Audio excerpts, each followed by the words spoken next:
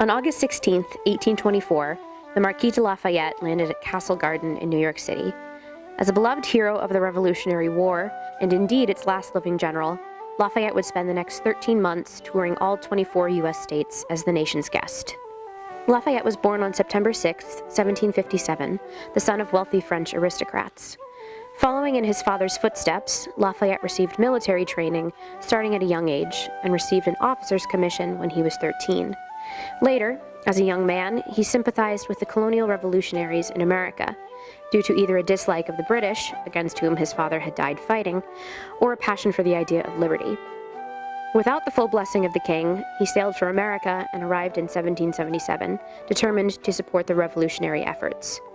Over the course of the war, he came to be seen as a true friend of America, regarded as a man of wealth and privilege who had given up that life to fight against tyranny. This reputation was one of the main reasons why Lafayette was received so warmly at every stop on his United States tour, and Sturbridge was no exception. He passed through Sturbridge, Massachusetts on September 3, 1824, and 3,000 people turned out to see the man in person. Locals constructed a triumphal arch over the main road where it entered the common. Artillery and a martial band were positioned on the hill so they could sound Lafayette's arrival. The event was apparently a success, as Lafayette is said to have been surprised by such a large gathering in a small town. Americans produced a tremendous amount of material culture for and during Lafayette's tour. From wearables like tokens, ribbons, shoes, and gloves, to ceramics and glass, to larger items like drums, Americans sought to mark the occasion of Lafayette's visit with items that would display their support for the nation's guest, as well as serve as souvenirs of the occasion. The Old Sturbridge Village Museum collection includes a small assortment of these artifacts. Perhaps the most striking example is this snare drum made by Abner Stevens of Pittsfield, Massachusetts. Lafayette's tour took him to Pittsfield for a few hours on June 15, 1825, on his way to Boston. Stevens, who made drums in addition to owning a music shop, decorated this drum for the occasion, emblazoning the words "Welcome Lafayette" on the front of the drum in bright letters. This pair of infants' shoes suggests that some parents wanted their children to be properly attired for the occasion, just like the adults. It's possible that this pair was made by J. Austin of Boston, who in November 1824 advertised that he had 2,000 pairs of kid boots for infants for sale, each stamped with Lafayette's image. A wide variety of ceramic goods were manufactured to commemorate various parts of the tour. This dish, for example, presents a scene of Lafayette arriving at Castle Garden in 1824. Numerous ships are seen receiving him, and members of the militia fire cannon salutes on the shore.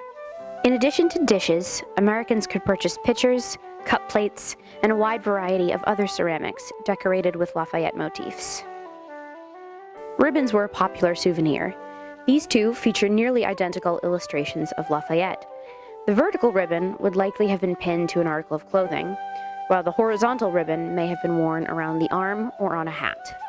Such an outpouring of respect, admiration, and affection for an individual man might seem odd to modern audiences. Indeed, it's hard to comprehend a person being so celebrated everywhere they went in a time before technology and instant communication. But there was arguably a greater importance behind Lafayette's visit than simply honoring one man. The patriotism and unity that many Americans felt as a result of the Revolutionary War had eroded in the decades that came after. Economic, social, and political issues were dividing Americans.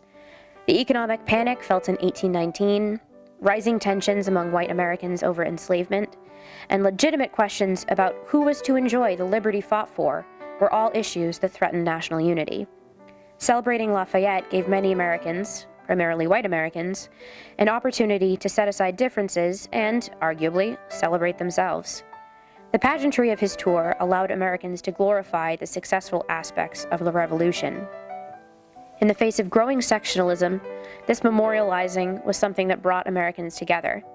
Additionally, this celebration taught generations born after the Revolution to respect and revere this part of the national identity.